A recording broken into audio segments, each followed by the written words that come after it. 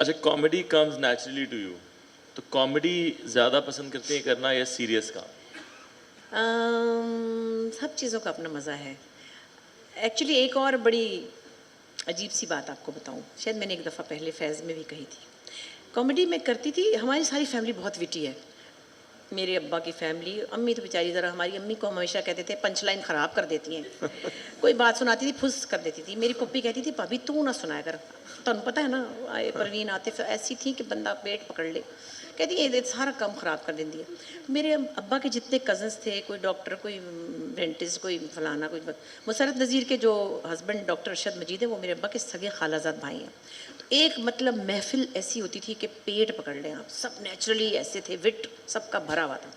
वो तो नेचुरल हमारे अंदर है, हम सब बहनों में भी है, अब्बा की फैमिली में भी था, वो हमने इनहेरिट किया है। एक्टिंग जो है ये सीरियस वाली, ये भी करने लगी तो कुछ ना कुछ हो ही गया, मुझसे पता नहीं चला कैसे नहीं, आपने हुआ। बहुत अच्छे सीरियस कैरेक्टर, अभी उडारी में आपका कैरेक्टर। हाँ, फिर मज़ा आ गया ना कैरेक्टर बनाने का। वो पीटीवी की ट्रेनिंग थी ना, अपने आप को ट्रांसफॉर्म करने का। फिर सीता बागड़ी में, फिर बिल्किस कौर में उसके साटन के कपड़े होने चाहिए, फिर वो किद्दा इद्दा वाली पंजाबी बोले। फिर सहमा चौधरी का शरियार भाई बैठे हुए हैं, चौई साहब एवं ना करया करो चौई साहब, तुम कितनी बारी मना किया है। और शहरी भैया ने भी उस दिन, ये तो बड़े सीरियस काम करते हैं, तो ये तो ऐसे मेरे साथ मिलके ना बस खूब नाचे भी और छिछोरपना भी अच्छी तरह हमने किया। तो कैरेक्टर्स बनाने का एक समझे ओरिएंटेशन पीटीवी से ही हुई, और मज़ा भी आया। लेकिन मज़ा सब में आता है, दोनों चीज़ों में आता है। अभी ज़ेबाइश जो मैंने किया है, मेरा लिखा हुआ ये 11वां सीरियल है, क्योंकि इतना गैप होता है तो मैं अपने आप को राइटर नहीं कहती। इसमें एक बड़ी iconic film actress, television artist बनी हुई है, समबडी लाइक बुशरा अंसारी। तो वो भी एक डिफरेंट सा लुक है, आप देखेंगे तो इंशाल्लाह अच्छा लगेगा। इंशाल्लाह इंशाल्लाह बहुत चलेगा।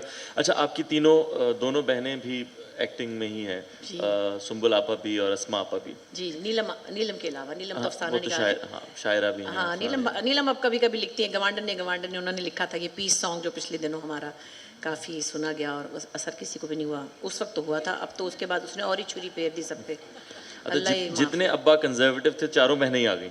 नहीं, अब्बा एक्चुअली इस काम के ख़िलाफ़ नहीं थे।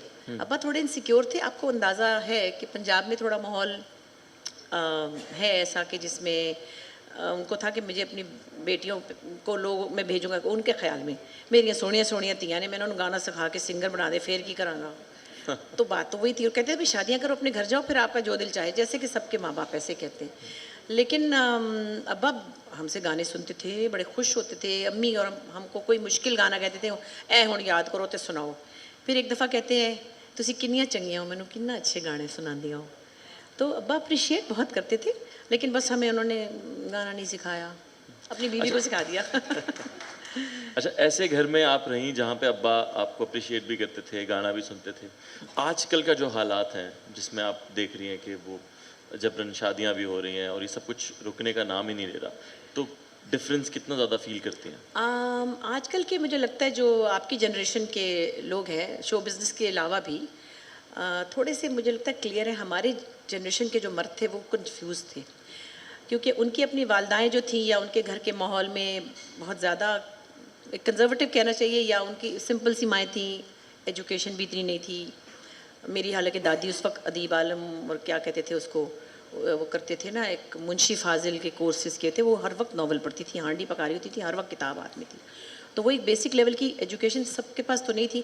तो उस तरह से उन्होंने घरेलू माएँ देखी थी। फिर उन्हें थोड़ी सी प्रोग्रेसिव लड़कियाँ अपने घर में लाए, और वो in between these two trends confusion में आके उन्होंने थोड़ा मिस हैंडल किया अपनी बीवियों को भी और अपनी। अब के जो बच्चे हैं लड़के, वो जिनकी बीवियाँ बैंकर्स भी हैं, वो भी क्लियर हैं कि ये काम करेंगी। आर्टिस्ट भी जैसे कि आप हैं, और भी बहुत से आर्टिस्ट लोग हैं। डॉक्टर्स भी समझते हैं कि इनको सिर्फ घर में नहीं, मतलब मेजॉरिटी तो नहीं, लेकिन काफ़ी बेहतरी आई है हालात में। उस हवाले से मैं कहती हूँ कि विमेंस डे में, अब इस दफ़ा के विमेंस डे में, इस साल के विमेंस डे में और 40 साल के वुमेंस डे में बहुत फ़र्क आ गया है। आपको बहुत सी वर्क प्लेसेस पे ख़वातीन काम करती हुई नज़र आती हैं, सिक्योरिटी में, मेडिकल में, इंजीनियरिंग में, बड़ी बड़े जहाज़ उड़ाती हैं, बड़ी बड़ी फ़ौज में कितनी हैं। तो उस तरह से तो काफ़ी फ़र्क आया है सिवाय एक मखसूस तबके के जो ज़ाहिर है एजुकेशन की कमी की वजह से औरतों के हुकूक। अच्छा बुशरा जी, आपकी भांजी ज़ारा नूर अब्बास जी। अभी बहुत अच्छी एक्टिंग कर रही हैं, आपकी दोनों बेटियां नहीं नजर आई। मेरी बेटियां बिहाइंड द कैमरा समझ लें, मीरा छोटी वो कभी कभी मॉडलिंग करती है। मगर एक बात मुझे याद, और नरिमान जो है वो फोटोग्राफर है बाय प्रोफेशन, अब ज़रा टोरंटो में जाके उनको मौका नहीं मिल रहा।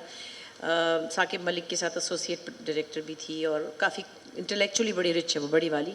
वो मेरे अब्बा पे सीधी चली गई है, उसने नीली कमीज़ के साथ हरी शलवार और हरी शलवार के साथ काला परांदा और काले परांदे के साथ ऑरेंज चूड़ियाँ पहन के चले जाने कहीं, उसको कोच पता नहीं है। लेकिन वो वैसे बहुत इंटेलेक्चुअली स्ट्रॉन्ग बच्ची है। मीरा बड़ी ब्रांडेड और बहुत मॉडल है, मतलब प्रिटी भी बहुत है और वैसे। लेकिन मैं देखती हूँ, मुझे बानो कुद्सिया साहिबा का एक जुमला याद है, किसी ने उनसे ऐसे सवाल किया था कि आप दोनों इतने रिच हैं इंटेलेक्चुअली और आपका इतना विजन है, सब है, आपके बच्चे उस तरह से सामने नहीं है। तो उन्होंने कहा कि बड़े सायादार दरख्त जो होते हैं उनके नीचे जो पौधे होते हैं उनको धूप नहीं मिलती तो वो पनपते नहीं हैं। यही बात है। और भी किसी फील्ड में लोग होते हैं, उनके बच्चे जब सहूलत से हो जाते हैं ना, तो शायद सहूलत आपको बहुत सारी स्ट्रगल से रोक देती है। हमारे बच्चे आराम से एयर कंडीशन गाड़ियों में रहते हैं, उनके पास अपने घर है माशाल्लाह। हमने ही मेहनत की, हमारे अब्बा के पास तो घर ही नहीं था, बड़े प्यारे अपने दामाद के साथ रह के चले गए, but we are very proud of him. हम बसों में स्कूल जाते थे, पब्लिक बस में जाते थे, लटक लटक के डंडों से मैं स्कूल गई हूँ। 2 बसें बदलती थी, सुकड़ी सी में थी, भूख भी लगती थी, रोना भी आता था, मगर वो I think that has kept me going. अब तक मैं खड़ी हूँ, काम करती हूँ, मेरे अंदर से वो एक एनर्जी अल्लाह ने जो भरी है वो उस स्ट्रगल्स की वजह से है। वो स्ट्रगल, वो एक मिडिल क्लास लिविंग, उसने बड़ी ताकत बख्शी हम सबको। हम मेंटली भी बहुत स्ट्रांग हुए और हम अभी तक, हमारे अंदर से वो सोल जो है वो चल रही है, ऐसा ही है। तो बुशरा जी, जिस इंडस्ट्री में हम हैं वहाँ पे अक्सर देखने को आता है कि अदाकार या अदाकाराएँ या राइटर डायरेक्टर, वो जब उनका डिक्लाइन आता है तो बिल्कुल कोई पूछता भी नहीं है यहाँ, और गवर्नमेंट भी नहीं, लोग भी नहीं, दोस्त भी नहीं। जी। और ऐसे माहौल में आपको हम देख रहे हैं, आप वन ऑफ द फ्यू हैं जिन जिन जो उस वक्त भी ए लिस्टर थी और आज भी माशाल्लाह ए लिस्टर हैं।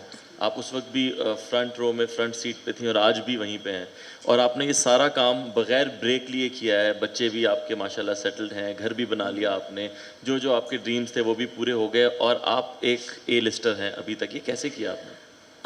आपका शुक्रिया, आपने मुझे ये लिस्टर कह दिया। स्कूल में तो मैं मसा मसा ही पास होती थी वैसे। पंजाबी में कहते हैं मसा मसा, मतलब एक्चुअली तो ये कि मुश्किल से। मैथ्स में तो बिल्कुल ही 1 नंबर से पास होती थी ना, वैसे अंग्रेज़ी और फ़ारसी में अच्छी थी। मेरा ख़्याल है थोड़ा सा किसी भी फील्ड में हो, फोकस चाहिए है। Focus towards your work, towards your life, towards your family. Personal front पे नाकामी भी होती है, जो कि मुझे हुई, लेकिन उसका ढंढोरा पीटना ज़रूरी नहीं होता। सभी की ज़िंदगियों में कुछ ना कुछ अप्स एंड डाउन्स होते हैं, और हमेशा कंपैटिबल पार्टनर नज़र आने वाले हमेशा नहीं होते। कई दफ़ा सिंगल पेरेंट्स होते हैं, लेकिन कई दफ़ा साथ रहने वाले भी सिंगल पेरेंट होते हैं। तो उस तरह से अगर आपने फोकस कर लिया कि भाई बच्चे हैं, बेटियां या बेटे जो भी हैं, उनको एक जगह, एक मंजिल पे पहुंचाना है और उनको लेकर ही चलना है साथ, और साथ साथ काम भी करते जाना है, फिर एक इमेज को भी रखना है। तो उस कोशिश में कहीं ना कहीं कामयाबी हुई, लेकिन सोशल मीडिया का बेड़ा गर्क हो, उन्होंने तो मुझे फेल ही कर दिया ना, बिल्कुल ना। बिल्कुल ही फेल आ गई, मैं पास भी नहीं आई। ये मेरा अगला सवाल था, सोशल मीडिया के बारे में क्या सोचती हैं आप? सोचती हूँ, दिल चाहता कि मतलब तीली लगा दूँ उनको। नहीं, अफसोस की बात है कि वो जाहिलों के हाथ में आ गया, और बहुत से लोगों को परेशान कर रहे हैं वो लोग। पर्सनल चीज़ें लोगों की इस तरह से हाईलाइट करके पैसे बनाते होंगे। मैंने सुना, मुझे तो यही नहीं पता था पैसे भी बनते हैं। किसी ने कहा वो आपकी फ़लानी खबर चला चला के अगले ने इतनी लाइक्स और पता नहीं क्या फॉलोअर्स होते हैं वो कर लिए हैं। मुझे कुछ नहीं पता कि कौन से किसके मेरे फॉलोअर्स। लेकिन बहरहाल ये एक बहुत बड़ा कोरोना वायरस है और उसका कोई इलाज नहीं है। बहुत दूर तक मैं गई, मैंने पता नहीं क्या क्या ना किया, किस किस की मिलते, उन्होंने कहा जी दफ़ा करें, दफ़ा। बुशरा जी, इंडिया से ऑफर आई आपको? अच्छा, मज़े की बात ये कि इंडिया में जब काम करने लोग जाते थे ना, तो शुरू हुआ धीरे धीरे सिलसिला, तो बड़े छोटे मोटे हर तरह के लोग खुद भी जा के झपटते थे काम। कईयों को उन्होंने खुद बुलाया, मेरी वहाँ दोस्तें हैं 2-3, उन्होंने कहा सबा कमर की, माहिरा की, फवाद की, और अली ज़फ़र की लोग बहुत रिस्पेक्ट करते हैं, उनको खुद बुलाया गया है। बाकी जिन्होंने खुद ही ज़ोरा ज़ोरी काम किया उनको लोग वहाँ पे नहीं ज़ाहिर है मोहब्बत से याद करते। तो मैं 2-3 बार गई, मेरी दोस्तें हैं वहाँ, एक जर्नलिस्ट है इंडियन और एक शैला है अमजद खान जो गब्बर सिंह है उनकी वाइफ है, बहुत अच्छे लोग हैं। एक मेरी और दोस्त राइटर भी हैं। खैर मुझे जब किसी ने कहा इंडिया गई हुई थी, फिल्म में बुलाया, मैंने कहा नहीं मुझे तो किसी ने बुलाया ही नहीं कभी, मुझे तो वो जानते ही नहीं है। कहा कैसी बातें कर रही हैं आप? मैंने कहा मैं ऐसे ही सच कह रही हूँ, मुझे तो नहीं बुलाया, मैं तो खुद ही से गई थी मिलने मिलाने शॉपिंग करने। अब जो पिछले साल बहुत शदीद बुलाया और तकरीबन मैं और सवेरा नदीम साइन करने वाले थे, बहुत बड़ा बैनर था, क्या है उनका नाम, वो जो रानी मुखर्जी के ससुराल वाले, यश राज। हाँ ये तो कोई सिखों की अम्मा का रोल था और अक्षय कुमार, तो ये तो पहले मैं उनको कहा देखिए आप, उनकी कोई कास्टिंग डायरेक्टर थी पंजाबी बोली, मैं कहा थोड़ी तो फिल्म कोई लगन नहीं देगा, तुसी किस लिए मैनू लै रहे हो, फिर तुसी लाओगे तो थोड़े पोस्टर फाड़ देंगे। उन्होंने कहा नहीं असी गल कर ली तो फलाना फलाना। खैर सवेरा से मुझसे काफ़ी बात डेवलप हो गई, पैसे भी तय हो गए कहाँ मिलेंगे। हम जा रहे थे दुबई तो पुलवामा हो गया तो हम अपने घर ही रह गए। अच्छा मुझे किसी हमारे दोस्त हैं वो बड़ा न्यूमरोलॉजी वगैरह करते, तो उन्होंने मुझे कहा आपको इंडिया में यूँ फेम मिलने वाला है वो। मैंने कहा कैसे, क्या कुश्ती में मिलेगा? अभी तक तो बुलाया नहीं। वो तो अब पता चल रहा है वो हमारा एक एक ड्रामा देखते हैं, 50 करोड़ फ्रेंड्स रिक्वेस्ट आती हैं, कब? गंवाडने के बाद। पागल ही हो गए वो, तो मुझे समझ ही नहीं आई। मतलब उनके लाइव चैनल्स पे उन्होंने हमको लिया, मैंने कहा है हमको तो नहीं आता ही है, कैसे जाते हैं स्काइप पे? मैं कहीं शूटिंग करी थी, उन्होंने हमारे टेक्निकल स्टाफ को कहा प्लीज़ ये फलानी ऐप लोड करें, और 6 लोग थे पैनलिस्ट बैठे हुए, उनके पॉलिटिशियन गवंडने, और वो चला रहे और कह रहे हैं आप पीस एक्टिविस्ट हैं, आप बुशरा जी इस वक्त इंडिया में हाउस होल्ड फलान है। हाँ मैंने कहा सुमा हमसे क्या हो गया ये तो अब वो 50 करोड़ लोगों ने फ्रेंड रिक्वेस्ट भेजी, मैसेंजरों पे सिखों ने पता नहीं क्या, तो मुझे लगा कि ये एक छोटा सा पीस का मैसेज ऐसे लोगों के दिलों को हिला गया। अब वो कह रहे हैं कि भाई हमको आपसे बहुत प्यार है, लेकिन अब तो हमको वहाँ लड़ाई पड़ गई।